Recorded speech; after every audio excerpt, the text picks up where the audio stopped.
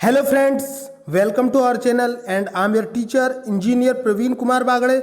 दोस्तों, आज हम पढ़ने वाले हैं बॉटनी का नेक्स्ट टॉपिक। तो दोस्तों, बॉटनी में हमने 5 चैप्टर्स को कंप्लीट करवा दिया है और अब मैं आपके लिए नया इंटरेस्टिंग वीडियो लेके आया हूं जिसमें मैं आपको पादप उतक के बारे में पढ़ाने वाला हूं। तो दोस्तों, पादप उतक को मैं आज आपको पढ़ाने वाला हूं। तो दोस्तों, मैं आपको जानकारी के लिए बता दूं कि विभिन्न कंपटीशन एग्जाम्स में बॉटनी और साइंस से रिलेटेड बहुत से क्वेश्चंस आते हैं जिनके बारे में आज हम डिस्कस करेंगे कि पादप उतक क्या होता है, पादप उतक कितने प्रकार के होते हैं और प्रत्येक उतकों के क्या कार्य होते हैं और इनसे संबंधित विभिन्न कंपटीशन एग्जाम में पूछे जाने वाले सवालों के ऊपर बारी बारी से डिस्कस करेंगे। तो दोस्तों, बिना देरी के स्टार्ट करते हैं आज की अपनी स्टडी। Let's start now. दोस्तों, सबसे पहले हम पढ़ेंगे पादप उतक के बारे में। तो दोस्तों, सबसे पहले ये समझना जरूरी है कि उतक क्या होते हैं। तो मैं आपको जानकारी के लिए बता दूं दोस्तों कि किसी भी जीव में समान उत्पत्ति, संरचना एवं कार्यों वाली कोशिकाओं के समूह को उतक कहा जाता है। जैसे मैं मनुष्य की बात करूं तो मनुष्य में कई प्रकार के उतक पाए जाते हैं, जैसे कि संयोजी उतक और भी कई प्रकार के उतक पाए जाते हैं। तो दोस्तों, आज हम पढ़ने वाले हैं बॉटनी में विभिन्न प्रकार के उतकों के बारे में। तो बॉटनी में होते हैं प्लांट उतक, जिन्हें हम प्लांट टिश्यू के नाम से भी जानते हैं दोस्तों। तो पादप उतक के क्लासिफिकेशन के ऊपर आकर फोकस करेंगे। दोस्तों, प्लांट टिश्यू जो होते हैं ये मुख्य रूप से 2 भागों में विभाजित होते हैं। पहला भाग होता है विभाज्योतकी उतक होता है दोस्तों, और दूसरा होता है स्थायी उतक। तो विभाज्योतकी उतक जो होता है दोस्तों, इसे मेरिस्टेमिक टिश्यू कहा जाता है दोस्तों, इसे मेरिस्टेमिक टिश्यू कहा जाता है। तो दोस्तों, उतक जो होते हैं 2 प्रकार के होते हैं, विभाज्योतकी उतक और स्थायी उतक। तो विभाज्योतकी उतक जो होते हैं इन्हें मेरिस्टेमिक टिश्यू और स्थायी उतक को परमानेंट टिश्यू कहा जाता है। तो दोस्तों, इसमें विभाज्योतकी उतक जो होते हैं यह मुख्य रूप से 3 भागों में विभाजित होते हैं। There are mainly 3 types of meristematic tissue. तो दोस्तों, मेरिस्टेमिक टिश्यू जो होते हैं ये शीर्षस्थ विभाज्योतक होते हैं, एपिकल मेरिस्टेम्स, और दूसरे होते हैं दोस्तों पार्श्व विभाज्योतक, यानी कि जिन्हें लेटरल मेरिस्टेम्स कहा जाता है। इसके अलावा अंतर्वेशी विभाज्योतक होते हैं जिन्हें इंटरकेलरी मेरिस्टेम्स कहा जाता है। तो दोस्तों, शीर्षस्थ विभाज्योतक यानी कि एपिकल मेरिस्टेम्स जो होते हैं ये पौधे के बाह्य वृद्धि के लिए रिस्पॉन्सिबल होते हैं, जिनके कारण पौधे की शीर्षस्थ लंबाई बढ़ती है। इसके अलावा जो स्थूल कोण इसके अलावा दोस्तों जो पार्श्व विभाज्योतक होते हैं ये तने और जड़ की मोटाई को बढ़ाने के लिए रिस्पॉन्सिबल होते हैं। इसके अलावा जो अंतर्वेशी उतक होते हैं दोस्तों, ये उतक जो होते हैं पौधे की क्रियाशीलता व लंबाई में वृद्धि करते हैं, जिसे जानवर खा जाते हैं और जिसके कारण जानवर वृद्धि करते हैं, जैसे कि घास। इसके अलावा दोस्तों जो आपके परमानेंट टिश्यू होते हैं यह भी काफी महत्वपूर्ण होते हैं, जो कि ये परमानेंट उतक जो होते हैं ये ऐसे उतक होते हैं दोस्तों जो कि परिपक्व कोशिका होती है पौधे में, जो कि कोशिका विभेदन को नहीं करती है, यानी कि विभाजन को खो देती है, विभाजन की क्षमता को खो देती है। स्थायी उतक या परमानेंट टिश्यू कहलाते हैं। दोस्तों, पौधों में पाए जाने वाले स्थायी उतकों को हम मुख्य रूप से 2 भागों में विभाजित करते हैं। दोस्तों, याद रखना इस फैक्ट को, पौधों में पाए जाने वाले परमानेंट टिश्यू को हम मुख्य रूप से 2 भागों में विभाजित करते हैं। पहले होते हैं आपके सरल उतक और दूसरे होते हैं आपके जटिल उतक। तो दोस्तों, सरल उतक जो होते हैं, अगर मैं बात करूं सरल उतकों की, तो ये एक ही प्रकार की कोशिकाओं से बने होते हैं, इसीलिए सिंपल टिश्यू कहलाते हैं। लेकिन जटिल उतक जो होते हैं दोस्तों, इन्हें इंग्लिश में कॉम्प्लेक्स टिश्यू कहा जाता है। यह कई प्रकार की कोशिकाओं से मिलकर बने होते हैं। बात करूंगा दोस्तों मैं सरल उतक की, तो there are mainly 3 types of simple tissue. दोस्तों, सरल उतकों को मुख्य रूप से 3 भागों में विभाजित किया जाता है। सबसे पहला इसका जो टाइप होता है दोस्तों वो होता है मृदुतक, जिसे पेरेंचाइमक कहा जाता है। इसका बाद में इसका दूसरा टाइप होता है दोस्तों स्थूल कोण उतक, जिसे कि कोलेनचाइमक कहा जाता है। इसके अलावा तीसरा जो होता है दोस्तों उसे दृढ़ उतक कहा जाता है, जिसका पूरा नाम जिसे कि दोस्तों स्केलरेन चाइमक कहा जाता है। इसके अलावा दोस्तों जो आपके जटिल उतक होते हैं, स्थायी उतक का दूसरा प्रकार, स्थायी उतक 2 प्रकार के होते हैं दोस्तों, सरल उतक और जटिल उतक। तो जटिल उतक जो होते हैं ये complex tissues are mainly two types, xylem and phloem. तो दोस्तों कंपटीशन एग्जाम में जाइलम और फ्लोएम के ऊपर बहुत से क्वेश्चंस आते हैं, जो मैंने आपको प्रीवियस वीडियोस में बताया है कि जाइलम जो होता है दोस्तों इससे जल जाता है, जाइलम से क्या जाता है, जल जाता है, जाइलम से निकला है जल। तो जाइलम ऊतक जो होता है दोस्तों ये जड़ से लेकर पत्तियों तक जल को पहुंचाने का काम करता है। और फ्लोएम दूसरा ऊतक जो होता है आपका फ्लोएम, फ्लो का मतलब होता है बहना, तो ये क्या करता है ऊपर से नीचे कोई भी चीज बहती है दोस्तों, इसीलिए फ्लोएम ऊतक जो होता है, फ्लोएम जो कॉम्प्लेक्स टिश्यू होता है यह पौधे के द्वारा बनाए गए भोजन को पौधे के विभिन्न भागों में पहुंचाने का काम करता है। आगे बढ़ते हैं दोस्तों, विभिन्न ऊतकों के बारे में डिटेल में डिस्क्राइब करेंगे। आगे बढ़ते हैं दोस्तों, सबसे पहले मैं आपको बताऊंगा ऊतक की डेफिनेशन। तो दोस्तों ऊतक मैंने आपको बताया कि किसी भी जीवधारी प्लांट या एनिमल की, मैं दोनों की बात करूंगा दोस्तों, समान उत्पत्ति संरचना एवं कार्यों वाली कोशिकाओं के समूह को टिश्यू कहते हैं। मतलब कि similar origin structure and functions, similar origin structure and functions that performs by similar cells are known as the tissue. मतलब कि दोस्तों टिश्यू जो होता है वो समान उत्पत्ति संरचना एवं कार्यों वाली कोशिकाओं के समूह को कहा जाता है, यानी कि the tissues are the similar structure origin and functions are the group of multiple cells. मतलब कि विभिन्न प्रकार की कोशिकाओं का ऐसा समूह जिनकी समान उत्पत्ति संरचना एवं कार्य होते हैं उन्हें ऊतक कहा जाता है। दोस्तों सभी जीवों में ये कॉमन डेफिनेशन होती है। आगे बढ़ेंगे दोस्तों, बात करूंगा मैं कोशिकाओं के प्रकार के ऊपर। तो there are mainly two types of tissues. कोशिकाओं के मैंने बताया था दोस्तों आपको ऊतक जो होते हैं दो प्रकार के होते हैं, विभाजोत्की ऊतक और स्थायी ऊतक। तो विभाजोत्की ऊतक को मेरिस्टेमिक टिश्यू कहा जाता है और स्थायी ऊतक को परमानेंट टिश्यू कहा जाता है। तो दोस्तों सबसे पहले हम विभाजोत्की ऊतक यानी कि मेरिस्टेमिक टिश्यू के ऊपर डिस्कस करेंगे। दोस्तों मेरिस्टेमिक टिश्यू जो होते हैं कंपटीशन एग्जाम में इसका क्वेश्चन आता है कि पौधे के वर्धी क्षेत्रों को कौन से टिश्यू से मिलकर बने होते हैं। तो दोस्तों पौधों के जो वर्धी क्षेत्र यानी कि ग्रोविंग रीजन्स होते हैं वो विभाजोत्की ऊतक यानी मेरिस्टेम्स टिश्यू से मिलकर बने होते हैं। इनमें बनी संतति कोशिकाएं वृद्धि करके पौधे के विभिन्न अंगों का निर्माण करती है। यह प्रक्रिया पौधे के जीवन पर्यंत चलती है। तो दोस्तों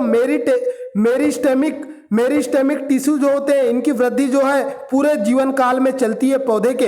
इससे बनी संतति कोशिकाएं वृद्धि करके ही पौधे के विभिन्न अंगों का निर्माण करती है। यह प्रक्रिया पौधे के जीवन पर्यंत चलती है। विभाजोत्की ऊतक में विभिन्न लक्षण होते हैं जो निम्न है।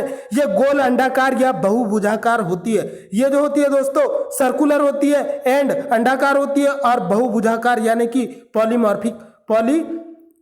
पॉलीऑर्गेनिज्म होती है। इसके अलावा दोस्तों इसकी भित्तियां पतली व एकसार होती है। इसकी जो भित्तियां होती है दोस्तों इनकी जो सेल वॉल होती है वो पतली होती है और एकसार यानी कि एक जैसे होमोजीनस यानी सजातीय होती है। इसके अलावा दोस्तों जो आपके मेरिस्टेमिक टिश्यू होते हैं इनमें जीवद्रव्य सघन होता है एवं केंद्रक बड़े होते हैं। इनमें जीवद्रव्य क्या होता है दोस्तों, सघन होता है और केंद्रक बड़े होते हैं और रसधानी छोटी होती है। मतलब कि इसमें रस जो होता है कम होता है। इसके अलावा कोशिकाओं के बीच अंतर कोशिकीय स्थानों का अभाव होता है। आगे बढ़ते हैं दोस्तों, बात करेंगे अब शीर्षस्थ ऊतक की। तो दोस्तों अगर कंपटीशन एग्जाम में क्वेश्चन आता है कि पौधों में वृद्धि करने वाले ऊतक यानी कि जो जीवन पर्यंत वृद्धि करते हैं उन अंगों में कौन से टिश्यू से मिलकर बने होते हैं, तो दोस्तों वो मेरिस्टेमिक या विभाजोत्की ऊतक से मिलकर बने होते हैं। आगे बढ़ेंगे दोस्तों, शीर्षस्थ विभाजोत्तक के ऊपर डिस्कस करेंगे। तो दोस्तों इन्हें एपिकल मेरिस्टेम्स भी कहा जाता है।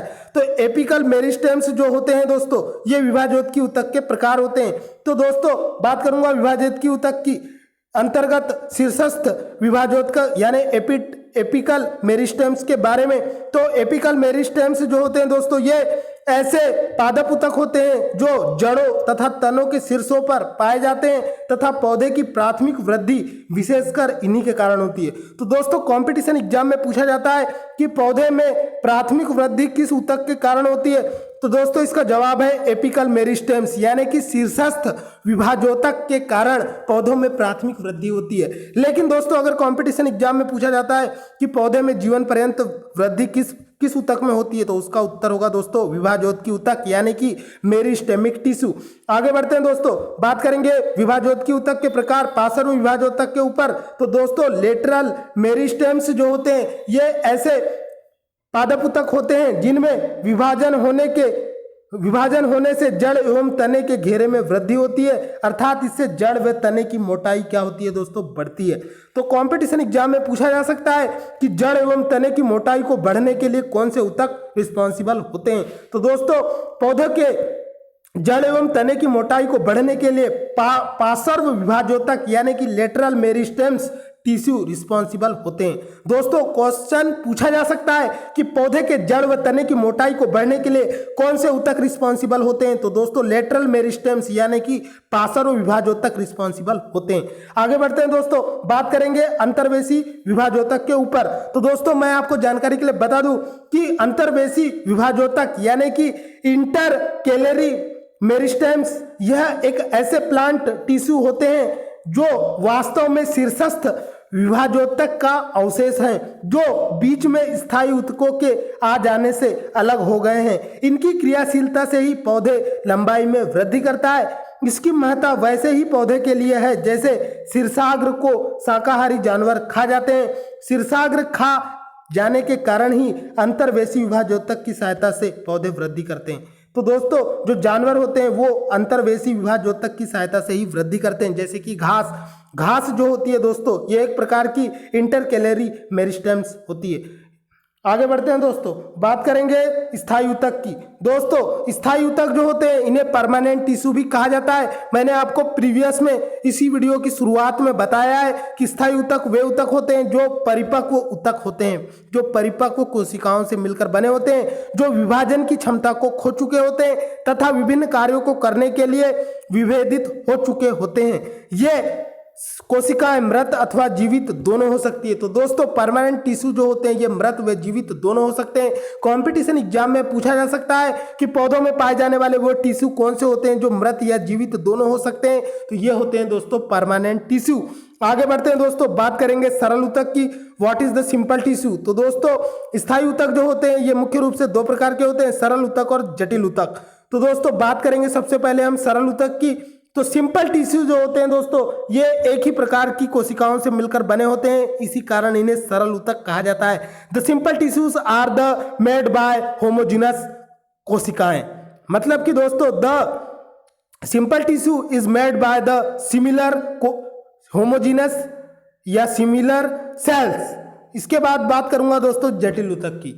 जटिल ऊतक यानी कि कॉम्प्लेक्स टिश्यू। तो दोस्तों जैसे कि सरल ऊतक एक ही प्रकार की कोशिकाओं से मिलकर बने होते हैं, वैसे ही जटिल ऊतक जो होते हैं दोस्तों वो एक या एक से अधिक प्रकार की कोशिकाओं से मिलकर बने होते हैं, इसी कारण इन्हें जटिल ऊतक या कॉम्प्लेक्स टिश्यू कहा जाता है। The complex tissues are the made by various types of cells. आगे बढ़ते हैं दोस्तों, बात करूंगा मैं जटिल ऊतक की। तो जटिल ऊतक जो होते हैं दोस्तों ये मुख्य रूप से दो प्रकार के होते हैं। तो बात करूंगा दोस्तों there are mainly two types of complex tissues. तो दोस्तों जटिल ऊतक जो होते हैं ये एक या एक से अधिक प्रकार की कोशिकाओं से मिलकर बने होते हैं, जिसमें पहला प्रकार होता है दोस्तों जाइलम और फ्लोएम। तो फ्लोएम जो होता है दोस्तों, जाइलम और फ्लोएम के ऊपर डिस्कस करेंगे। तो दोस्तों जाइलम और फ्लोएम के ऊपर कंपटीशन एग्जाम में सबसे ज्यादा ऊतकों में जाइलम और फ्लोएम के ऊपर क्वेश्चन पूछे जाते हैं। तो दोस्तों जाइलम जो होता है इसे प्राय कास्ट यानी कि वुड भी कह देते हैं, जिसे हम घर में खाना पकाने के ईंधन के रूप में जलाते हैं।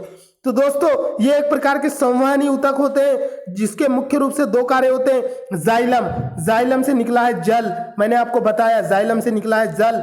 जाइलम यानी ले जाता है जल कहाँ जाता है दोस्तों, पौधों में जड़ से लेके पत्तियों तक जल जाता है। तो नीचे से ऊपर जल को ले जाने के लिए जो ऊतक प्रयोग किए जाते हैं उन्हें जाइलम कहा जाता है दोस्तों। और जाइलम जो होते हैं दोस्तों ये एक प्रकार के संवहनी ऊतक होते हैं। इनके मुख्य रूप से दो कार्य होते हैं, जल व खनिज लवणों का संवहन, क्योंकि खनिज लवण जल में घुले होते हैं दोस्तों। इसके अलावा यांत्रिक दृढ़ता प्रदान करना, पौधे को जो यांत्रिक दृढ़ता प्रदान करते हैं वो ऊतक होते हैं दोस्तों जाइलम। आगे बढ़ते हैं दोस्तों फ्लोएम बुक में दिया नहीं है लेकिन मैं आपको बता दूं फ्लोएम। तो दोस्तों फ्लोएम एक शब्द से बना हुआ है, फ्लोएम का मतलब ही होता है फ्लो करना।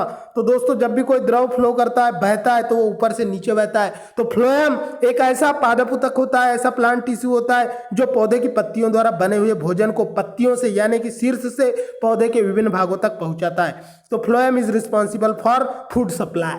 ओके दोस्तों आगे बढ़ते हैं।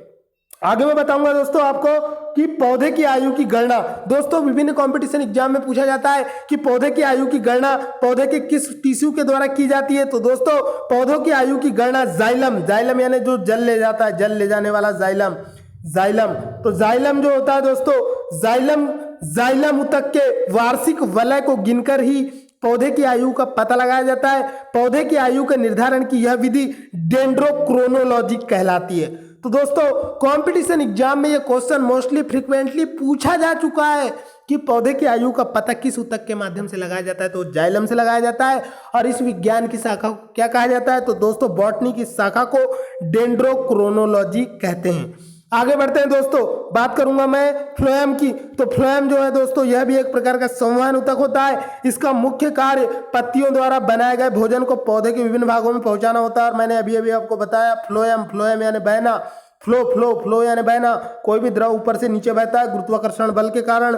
तो दोस्तों गुरुत्वाकर्षण का टॉपिक आप हमारे चैनल की प्लेलिस्ट में जाके फिजिक्स के प्लेलिस्ट में देख सकते हैं, जहां हमारे सर इंजीनियर सविंद्र नखाते ने पूरे गुरुत्वाकर्षण को पढ़ा दिया है।